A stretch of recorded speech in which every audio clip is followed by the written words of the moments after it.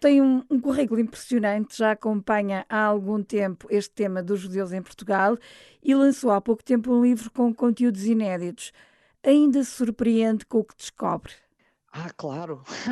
Todos os dias me surpreendo com as ligações extraordinárias que às vezes acontecem de coisas que eu não estou à espera, de situações completamente imprevisíveis em que eu estou a falar com pessoas que supostamente não têm nada a ver com o tema, mas que de repente têm uma história de um tio, de um avô, de uma pessoa de família ou de alguém conhecido e da quantidade de informação que nos chega sempre. Felizmente, este é um assunto, felizmente para mim, enquanto investigador, e para todos os investigadores que trabalham estas matérias que estão relativamente próximas no tempo, nós ainda conseguimos encontrar, apesar de tudo, embora hoje em dia já é cada vez mais difícil pelo tempo que passa, mas conseguimos, apesar de tudo, encontrar ainda testemunhos dos próprios, e se não são dos próprios, muitas vezes são ou dos filhos, ou dos irmãos mais novos, ou de pessoas que lhes estavam próximas. E há sempre histórias incríveis. E há sempre histórias incríveis no bom e no mau sentido. Há aquelas em que nós continuamos a olhar para isto e a pensar como é que pode haver tanta maldade, Uhum. e outras em que nós pensamos exatamente o contrário, como é que pessoas simples, pessoas sem nenhuma preocupação específica, nem porque querem mostrar que são melhores que os outros ou que quer que seja, se foram capazes de dar a mão, de ajudar, de empatizar com aqueles que precisavam. Isso é extraordinário. Pode partilhar connosco uma dessas histórias? Esse é o grande problema. É qual delas? Olha, uma das histórias que eu conto neste livro e que eu acho muito interessante é a de Jorge Roney.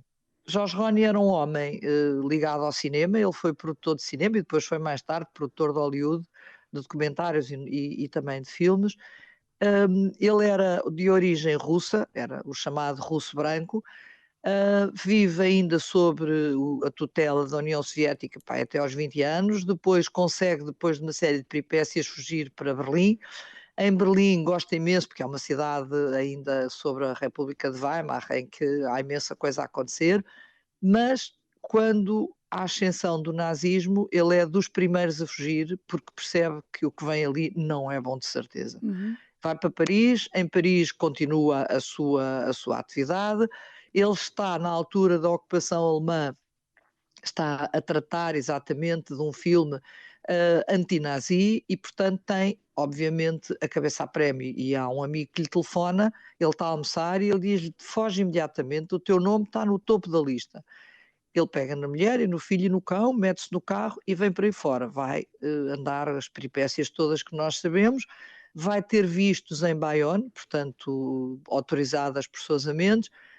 Em Portugal, ele fica absolutamente deslumbrado com o país e resolve, sente-se aliviado, então resolve vir pela estrada mais longa e parando onde lhe apetece, onde é sempre as pessoas muitas vezes oferecem-lhe, dizem: por amor de Deus, fica em nossa casa, nós não conseguimos ajudar outras pessoas porque raramente passam refugiados por aqui, dê-nos a honra de o ajudar. Bem Isto acolhido. vai-se dando até ele chegar a Lousa. Em Lousa, ele não só é acolhido, ajudado, como quando já lhe se esgotou o dinheiro, tem a surpresa extraordinária de que toda a população da vila se junta com as suas poupanças para ele poder ter dinheiro para ir para os Estados Unidos. E que lhe diz: quando puderes, pagas. Eu acho isto uma coisa absolutamente fantástica. Uhum. Este é o resultado de 2 décadas de investigação. Como é que decidiu, como é que selecionou o que incluir e o que deixar de fora? Esse foi um grande problema, digo-lhe já, porque de fora ficaram cento e tal páginas que eu tinha feito e que já não couberam. Com a editora tínhamos decidido que o livro teria o número de páginas que tem, ficará para outra altura. Foi difícil, embora eu optei de alguma forma por aquelas, embora algumas que são mais, que até já eram conhecidas e que eu até já tinha publicado, é verdade, mas eram tão emblemáticas em relação ao próprio conceito do livro, das coincidências e da forma como as coisas me chegam, que eu resolvi incluí-las. E depois fui usando as outras que, apesar de tudo, eu achei que tinham mais a ver com o livro. Há outras que ficaram de fora, há uma que vai ser publicada no Expresso relativamente dentro de pouco tempo.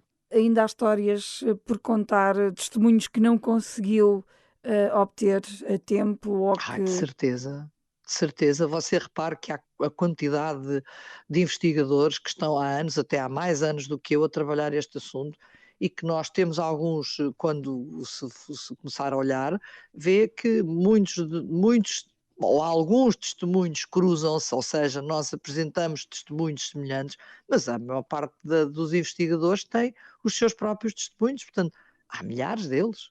Se nós tivermos a noção de que por Portugal terão passado, se calhar durante a guerra, aquilo que mais ou menos se percebe ao longo dos 5 anos da guerra, terão passado à volta de 100 mil pessoas, veja que isto é só não é uma gota d'água, é uma gotinha mesmo, uma coisa muito pequena. Como é que era a vida destes exilados, refugiados e espiões, como descreve no livro, em Portugal?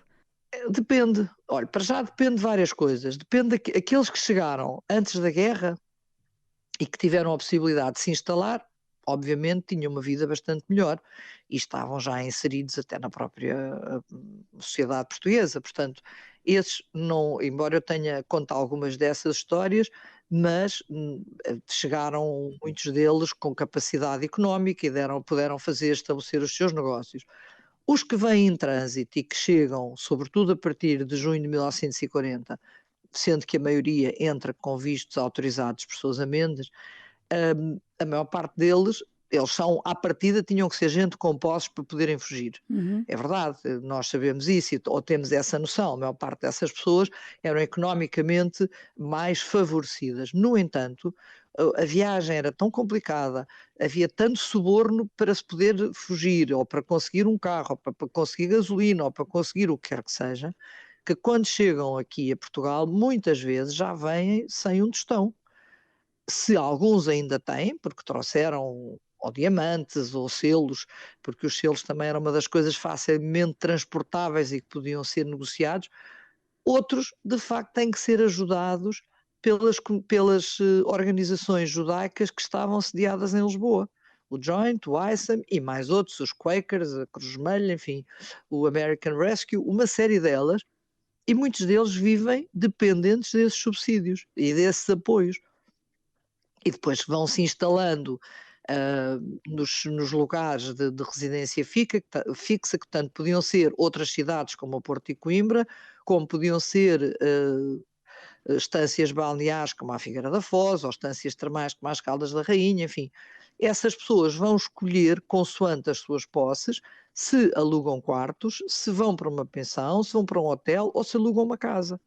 Isso aí depois dependia. Agora, a maior parte deles não terá vivido muito desafogadamente, e até lhe digo mais, se nós pensarmos que a Grande Duquesa do Luxemburgo, com a sua comitiva e com o seu governo no exílio, que passa por Portugal em trânsito, tinham dificuldades económicas e viram-se gregos para sobreviver, imagine os comuns dos mortais, não é? Uhum. Não era assim muito fácil.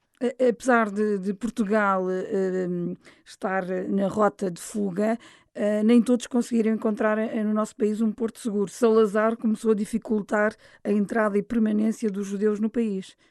Eu gosto de fazer a referência a duas coisas. Por um lado, independentemente de eu não ter qualquer simpatia pelo regime do Estado Novo, eu acho que as coisas têm que ser ditas como elas são. O Portugal não foi caso único, antes pelo contrário. Todos os países, beligerantes ou não, e de democráticos ou não, todos dificultaram a entrada dos refugiados.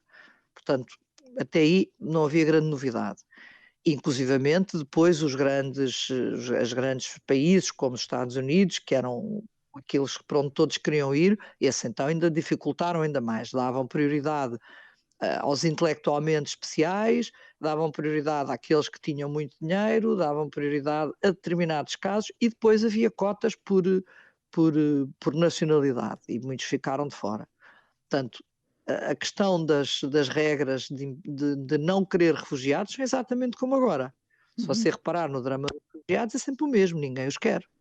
uhum. Porque no fundo depois ninguém sabe como é que vai lidar com o problema.